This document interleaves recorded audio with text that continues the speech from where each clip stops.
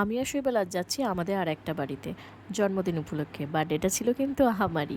একটু দেরি হয়ে গেল ভিডিওটা আপলোড করতে। তার আগে তোমাদের সাথে আগের দিন রাতে কীভাবে বার্থডে সেলিব্রেট করেছিলাম সেটা দেখাই।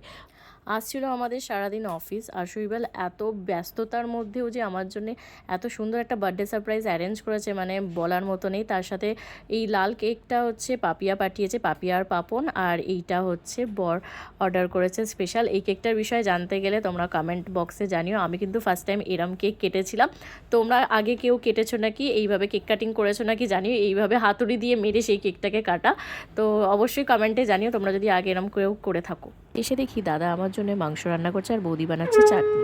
ছোটোবেলায় আমার বার্থডেতে ঠিক এইভাবেই সেলিব্রেট করা হতো। বিয়ের পর ব্যাপারটা কিন্তু আরও স্পেশাল হয়ে যায়। আর এদিকে শৈবাল বুঝে উঠতে পারছে না কোনটা দিয়ে শুরু করবে। বার্থডে স্পেশাল মেনুতে ছিল গলদা চিংড়ি, পমফ্রেট, চিকেন, পাবদা, সবজি আর আরও অনেক কিছু। বিকেলে চলে এসেছিল আমার ছোটো মাসি, সবাই মিলে একসাথে কেক কাটিং করলাম, ডান্স করলাম, বাড়ির সবার সাথে সময় কাটিয়ে এবার বর আর আমার সময় কাটানোর পালা।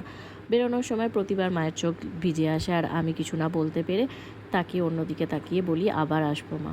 খুব তাড়াতাড়ি মুহূর্তর কষ্ট মনের মধ্যে রাখতে শিখে গেছি। ওই দেখো কথা বলতে বলতে চলে এলাম ইউফোরিয়াতে, যেটা নিউ টাউনে। কোজি রেস্টুরেন্ট স্টাইল ক্যাফে, সুন্দর সাজানো, ভেতরটা গল্প করলাম আর হালকা করে ডিনারটাও সেরে নিলাম। বাটার গার্লিক প্রন, সুশি আর ফিশ ফ্লোরেন্টাইন, আর একটা কোল্ড কফিও ছিল। নেক্সট পর্বে দেখাবো যে বার্থডে উপলক্ষে আর কীভাবে আমি সেলিব্রেট